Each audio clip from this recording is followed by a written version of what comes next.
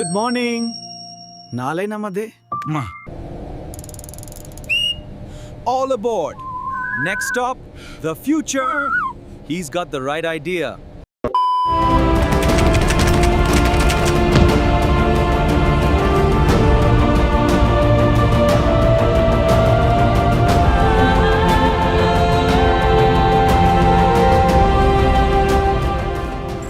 யாருக்கு ஓட்டு போடலாம்? என்கிட்டயே சில பேர் கமெண்ட்ல கேட்டிருந்தாங்க, பிரதர் யாருக்கு தான் ஓட்டு போடுறது? இந்த வீடியோவில் யாருக்கு ஓட்டு போடலாம் அப்படின்னு நான் சொல்ல போகிறேன். என்ன பிரதர், கட்சியில் யாருக்கிட்டையாவது காசு கீசு வாங்கிட்டீங்களா அப்படின்னு நீங்கள் நினச்சிங்கன்னா வீடியோவினுடைய ஆரம்பத்திலிருந்து முடிவு வரையும் பாருங்கள். அப்புறமேல் நீங்களே ஒரு முடிவுக்கு வாங்க. யாருக்கு ஓட்டு போடலாம் அப்படின்னு பார்க்குறதுக்கு முன்னாடி எப்படி ஓட்டு போடக்கூடாது அப்படிங்கிறத பார்க்குறது தான் சரியானதாக இருக்கும். நான் ஒரு கிறிஸ்தவ போதகராக இருக்கிறதுனால கிறிஸ்தவர்கள் மத்தியில் கூட சில மூட நம்பிக்கைகளை நான் பார்க்க முடிகிறது. அதை நான் பேச விரும்புகிறேன். அதிலும் முக்கியமாக ஓட்டு போடும்போது சில மூட நம்பிக்கைகளை அவங்க ஃபாலோ பண்ணிக்கிட்டு இருக்கிறாங்க. அது என்னெல்லாம் அப்படிங்கிறத பார்க்க போகிறேன். எப்படியெல்லாம் ஓட்டு போடக்கூடாது அப்படிங்கிற அடிப்படையில் நம்பர் 1, யாரையுமே சீட்டு போட்டு தேர்ந்தெடுக்காதீங்க. ஏன், சில கிறிஸ்தவர்கள் ஏதாவது ஒரு முக்கியமான ஒரு இதை செய்யணும்னா அவங்க அது 4-5 இதை சீட்டு மாதிரி போட்டு குலுக்கி கடவுளே எங்களுக்கு ஒன்றை காமிங்க அப்படின்னு எடுக்கிறாங்க. ஏன் அவங்க அப்படி செய்கிறாங்க? வேதாகமத்தில் பழைய ஏற்பாட்டில் சில இடங்களில் அந்த மாதிரி சீட்டு போட்ட சம்பவங்கள் இருக்குது. இதை அவங்க அடிப்படையாக வச்சுக்கிட்டு இப்போவும் அதே மாதிரி 4 கட்சியின் பேரை எழுதி போட்டு ஏடிஎம்கேவா டிஎம்கேவா அப்படின்னு எழுதி போட்டுட்டு அதிலிருந்து தேர்ந்தெடுத்து கடவுள் எங்களுக்கு இதை கொடுத்துட்டாருன்னு போய் ஓட்டு போடுற ஒரு நிலைமை இருக்குது. இது தவறு. தயவுசெய்து அதை செய்யாதீங்க. எப்பொழுது புதிய உடன்படிக்கை ஸ்தாபிக்கப்பட்டதோ அப்பொழுதுலேருந்து இந்த சீட்டு போடுறது இந்த மாதிரி காரியங்கள் எல்லாம் வேதாகமத்தில் அனுமதிக்கப்படவில்லை. அதை நீங்கள் தெரிஞ்சுக்கங்க. அதனால் யாருடைய பேரையும் எழுதி போட்டு சீட்டு போட்டு நீங்கள் ஒரு நபரை தேர்ந்தெடுக்கக்கூடாது. சரிங்களா? நம்பர் 2, இன்றைய காலகட்டங்களில் போதகர்கள் தீர்க்க தரிசனம் சொல்கிறாங்க. யார் நாளைக்கு ஆட்சிக்கு வருவா அப்படிங்கிற மாதிரி தீர்க்க தரிசனம் சொல்கிறாங்க.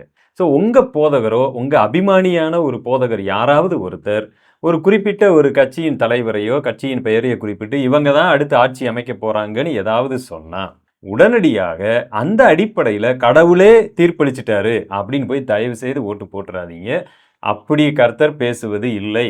ஒருவேளை இது ஒரு மேனிப்புலேட் பண்ணக்கூடிய ஒரு செயலாக இருக்கலாம். ஏன்னா இந்த காலத்தில் யாரை வேண்டுமானாலும் கட்சிக்காரர்கள் விலை கொடுத்து வாங்கலாம். அல்லது போதகர்கள் தங்களிடத்தில் இருக்கிற பணத்தை காப்பாற்றி கொள்ளுவதற்காக ஒரு சில கட்சிக்கு சாதகமாக பேசலாம். ஒரு கட்சிக்கு ஆதரவாக பேசுவதையே நான் தவறுன்னு சொல்லலை. அது அவர்களுக்கு கொடுக்கப்பட்ட தனி மனித உரிமை. எனக்கு ஒரு கட்சி பரவாயில்லை என்று தோன்றுகிறதா, நான் அதை பற்றி பேசலாம். ஆனால் ஒரு ஆதாயத்துக்காக அங்கே பேசினா மட்டும்தான் என்னுடைய பணம் பாதுகாக்கப்படும், நான் 1000 கோடி சொத்து சேர்த்துருக்கிறேன். நிறைய போதகர்கள் பார்த்துருக்கீங்களா?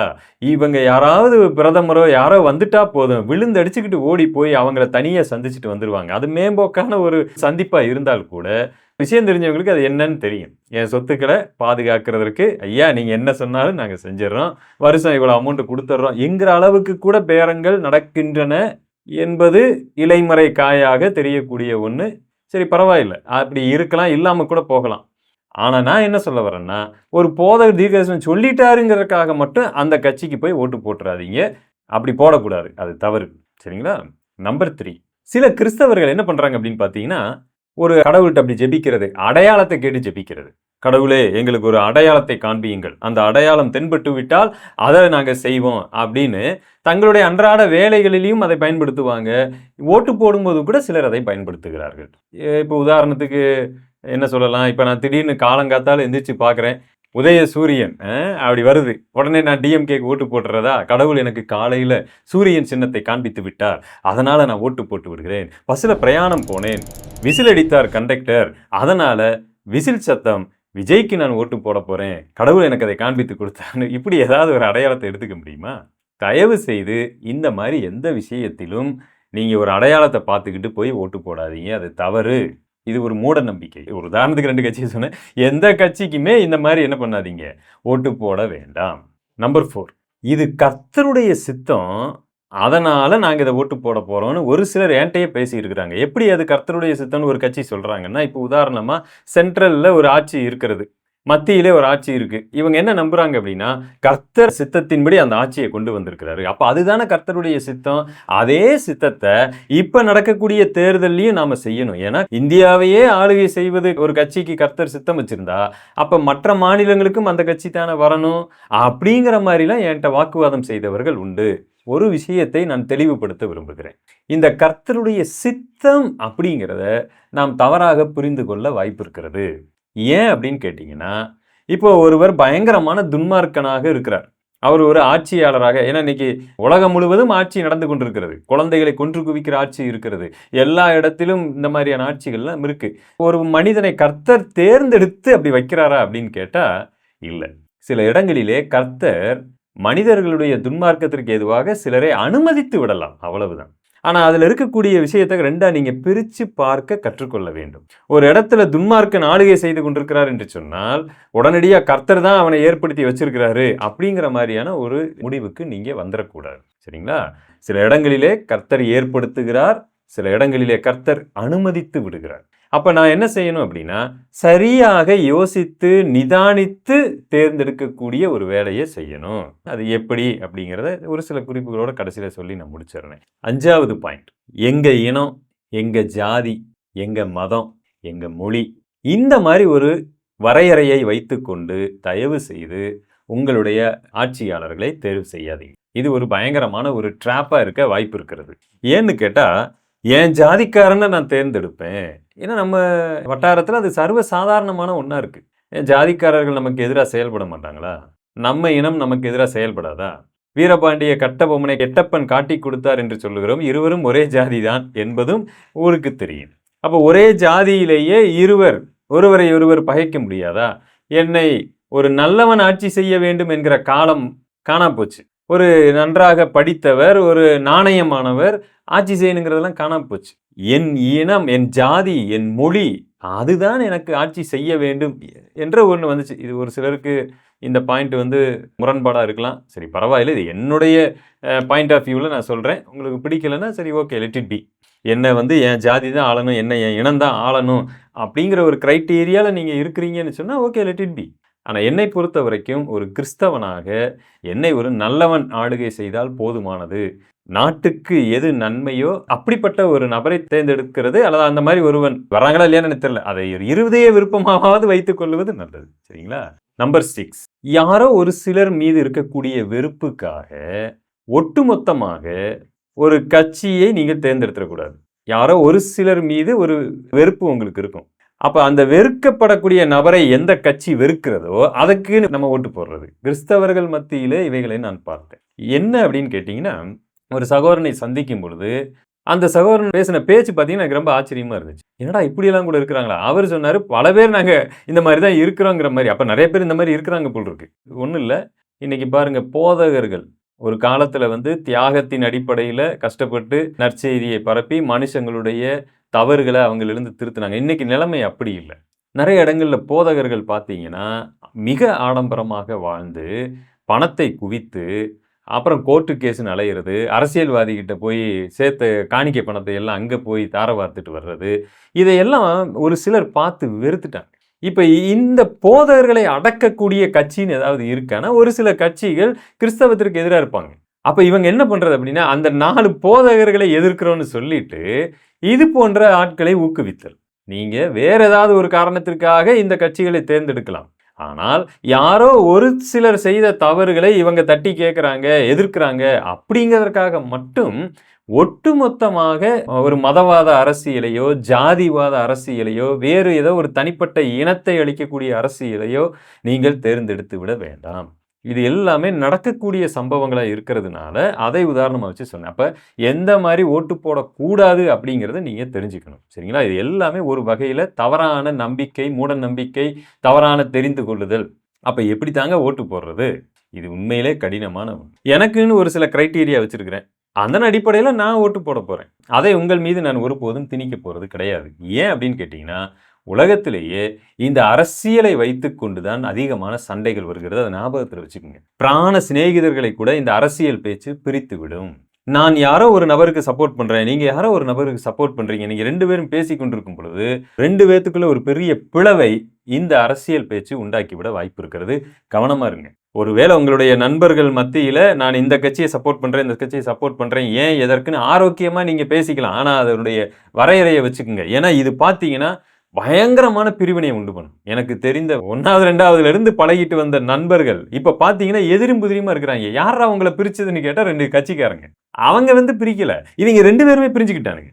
இவருக்கு சப்போர்ட் பண்றாரு, இவர் அவருக்கு சப்போர்ட் பண்றாருன்னு அவங்க 2 பேரும் கூட்டு வச்சுக்கிட்டு அவங்க கொள்ளையடிச்சுக்கிட்டு இருக்காங்க. அது வேற விஷயம். ஆனா அவங்களுக்காக பேசுற பேச்சு, அவங்களுக்காக படுகிற பாடுகள் எல்லாம் பாத்தீங்கன்னா, நீங்க ஒரு கட்சிக்காக எல்லாம் பண்ணலாம், தப்பு இல்ல. ஆனா அது என்ன ஆகுதுன்னு பாருங்க, இன்னொரு நபரை உங்களுக்கு கட்சிக்கு ஆப்போசிட்டா வரக்கூடியவர் உங்க பிராண சிநேகிதரா இருந்தா கூட அவரை வெறுக்கிற அளவுக்கு போயிருது பாருங்க. அதனாலதான் சொல்றேன், இந்த அரசியல் இந்த இதுல ஒரு கட்டுப்பாடோடு இருங்க, ஒரு எல்லையோடு வைத்துக்கொண்டு நீங்க அதை செயல்முறைப்படுத்துங்கள். சரி, ஓகே, விஷயத்துக்கு வருகிறேன். ஆட்சியாளர்களை தேர்ந்தெடுக்கக்கூடிய விஷயத்துல எந்த அடையாளத்தையும் பார்க்க வேண்டாம் அப்படிலாம் நான் சொன்னேன் பாத்தீங்களா? உண்மைதான். நீங்க யோசிங்க, சுயமா சிந்திங்க. இப்ப இருக்கக்கூடிய ஒரு 5 பேர் நிக்கிறாங்கன்னா இந்த 5 பேர்ல நீங்க ஒரு கிரைட்டீரியா வச்சுக்கோங்க. முதல்ல நீங்க என்ன பண்ணணும்னா, ஒரு அரசியல் கட்சி எதுக்காக அப்படின்னு கேள்வி கேட்டு ஒரு 5-6 பாயிண்ட் வைங்க. இதையெல்லாம் யார் ஓரளவுக்காவது பூர்த்தி செய்கிறார்களோ அவங்கள தேர்ந்தெடுக்கிறது தவறு இல்லை. பொதுவா அந்த அரசியல் அப்படிங்கிறது உருவாவதற்கு காரணம் என்ன? நம்மனால தனி மனிதனால சிலவற்றை செய்ய முடியாது. ரோடு போட முடியாது, அணை கட்ட முடியாது, பாதுகாப்பு, காவல்துறை இது எதையும் தனி மனிதனால உருவாக்க முடியாது. இப்போ உதாரணத்துக்கு ஒரு அப்பார்ட்மெண்ட்ல ஒரு 50-60 வீடு இருக்குன்னு வைங்க. இந்த 50-60 வீடு சேர்ந்து வரி போட்டு என்ன பண்றாங்க, ஒரு வாட்ச்மேன் 2 வாட்ச்மேனை வைப்பாங்க, கூட்டுறதுக்கு 2 அம்மாவை வைப்பாங்க. இந்த மாதிரி பாதுகாக்கிறதுக்கு, கிளீன் பண்றதுக்கு, சில வேலைகளை செய்வதற்கு எல்லாம் வரி போட்டு ஒரு பணத்தை வச்சுக்கிட்டு அவங்க இதெல்லாம் செய்வாங்க. சிம்பிள். இதே மெத்தட் தான் அரசியலும். மக்கள் எல்லாம் சேர்ந்து நாம ஒரு வரி போட்டு ஒரு ஆளை நியமிப்போம்.